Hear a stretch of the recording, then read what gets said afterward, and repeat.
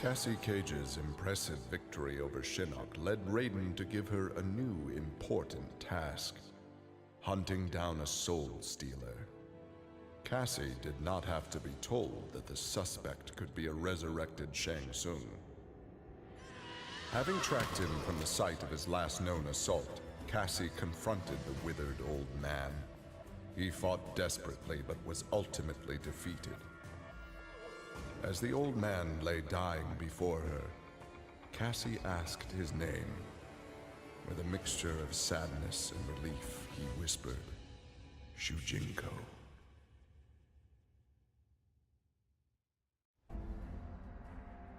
Devorah's ultimate plan was not to destroy Shinnok, but to enslave him.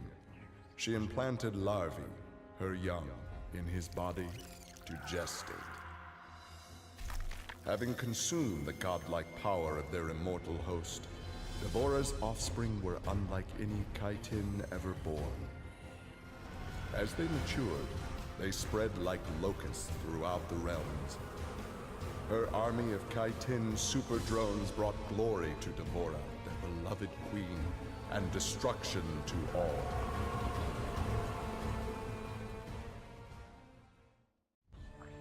Alone once more, Ermac searched the labyrinthine corridors of Shao Kahn's old fortress, searching for the source of a faint voice calling to him.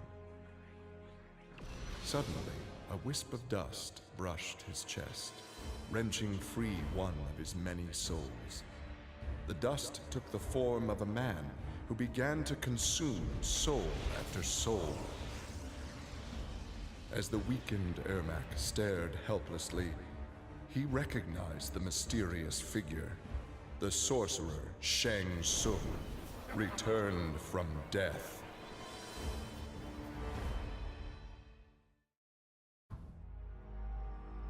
Nearly 150 years ago, Erron Black had been hired by Shang Tsung to assassinate an Earthrealm warrior.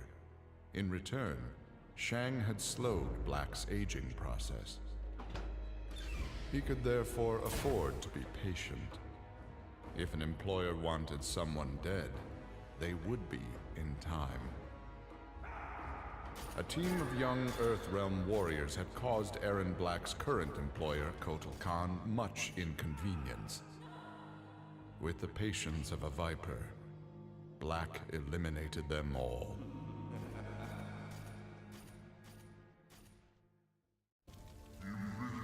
For many years, Farah and Tor were a symbiotic pair, as is natural with their species. But that bond was broken when Farah came of age and began the Great Transformation. Farah Tor returned to the Tarkatan Wastes, where Farah began her metamorphosis. The process took an agonizing 3 outworld years, during which time Tor withered and died. Now a brute, Farah will be chosen by a rider. A new symbiotic pairing will be forged, and new battles will be won.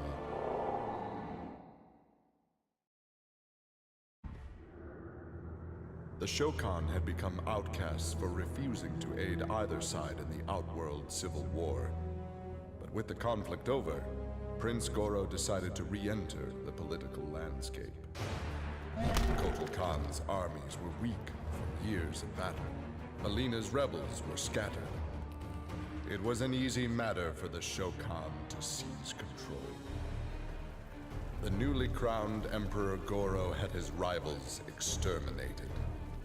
No Aztec, Kaitin, Edenian, or Tarkatan would usurp his throne.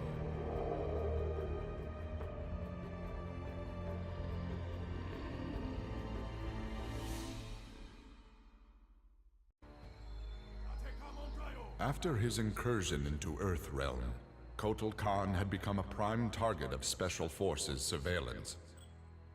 Jackie Briggs was assigned to monitor his activity. Jackie followed Kotal Kahn to an equatorial jungle, where he entered a hidden pyramid. Inside, he retrieved a glowing crystal skull. Jackie attacked the Emperor and raced away with the object. Jackie was praised for her work, but couldn't help thinking her interference was what Kotal Khan had wanted all along.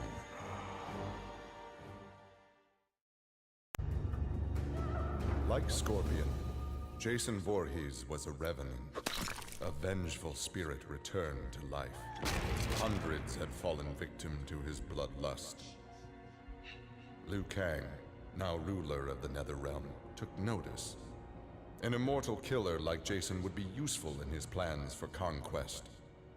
He drew Jason into the Netherrealm and offered him an endless bounty of slaughter in return for his allegiance. Jason's simple reply was to destroy Liu Kang.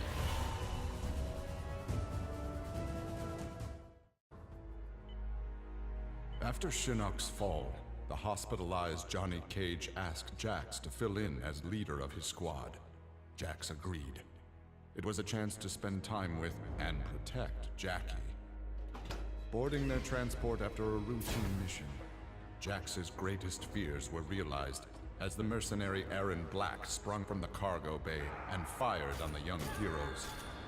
Fortunately for Jackie and company, Jax's quick reflexes and bulletproof arms deflected the assassin's rounds.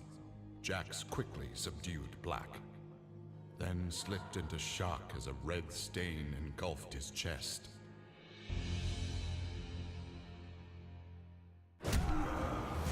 Johnny Cage's life had turned out to be stranger than any science fiction film, but he knew the final scene was approaching.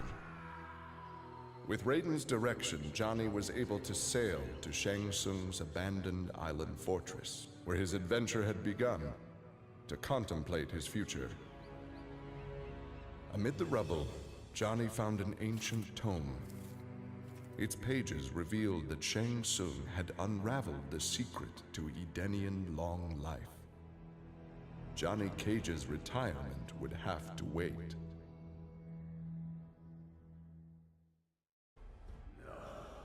Kano had always been a survivor, but even he would one day succumb to fate.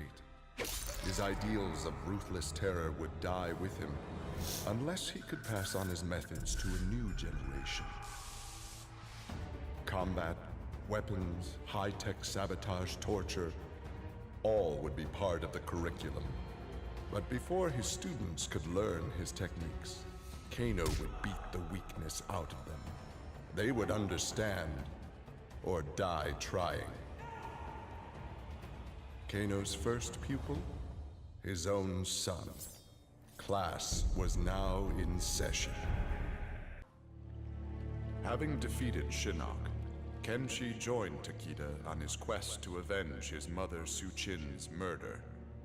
Their travels took them to a cave where he and Takeda freed a man, Taven, encased in a stalagmite. Kenshi told Taven that his brother, Dagon, was the founder of the Red Dragon Assassin Clan. Dagon had not only murdered Su Qin, but his and Taven's parents as well. Together, Kenshi, Takeda, and Taven lay siege to the Red Dragon base. Dagon fell victim to Kenshi's rage. Su Qin's murder had been avenged.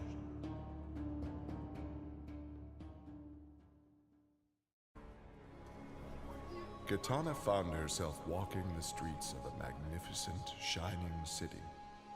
This was Edenia, a realm freed from Outworld, and Kitana was its beautiful queen. This was the timeline unaltered by Raiden. Earthrealm had been destroyed by Shao Kahn, but Kitana had survived Armageddon and united the other realms to destroy him. Long-lasting peace was the result. Kitana awoke from this vision to find herself in the Netherrealm. She was not the queen of Edenia, but a revenant of hell, and she hated Raiden for it.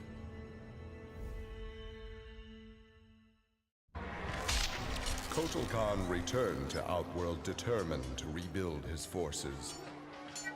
But Raiden defeated him in a surprise attack and claimed dominion over Outworld. Desperate, the Emperor called upon the Elder Gods to aid in preserving his sovereignty. They granted his request, invoking the most sacred of contests. Now, once every decade, Kotal Khan must enlist his greatest defenders to face Raiden's challengers in mortal combat.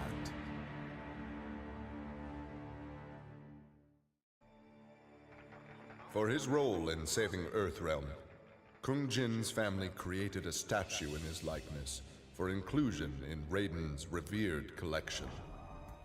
But Kung Jin's thoughts were with one no longer accepted by his family, Kung Lao. Kung Jin set out to locate his cousin and found him in the Nether Realm. Raiden believed Kung Lao's tortured soul was forever trapped without Quan Chi's magic to free him. But Kung Jin knew the Shaolin was stronger than any sorcerer's spell. He vowed to help Kung Lao fight off the evil that had remade him.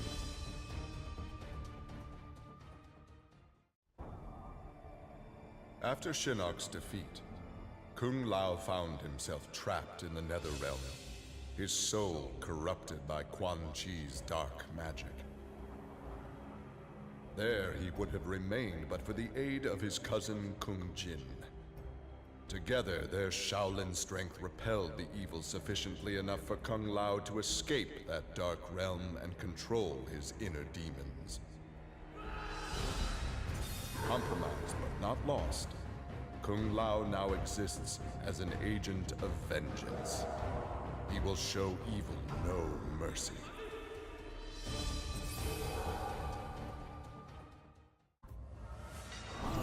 With Shinnok defeated, Liu Kang explored the Nether Realm, a world that, without Shinnok's controlling power, had descended into chaos.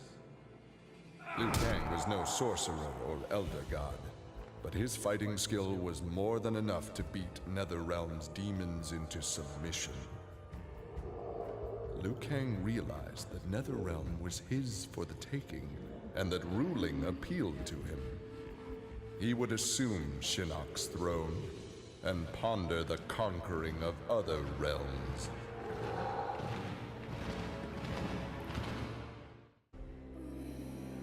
Overcome with exertion, Mileena collapsed and felt her soul gliding through the ether. She awoke in an incubation chamber. Nearby were countless others, each containing an exact copy of her. Mileena found she could read each being's mind and they hers. They quickly realized the benefit of so many fierce warriors sharing one mind. As they plotted revenge on their enemies, the architect of the Mileena's awakening laughed quietly.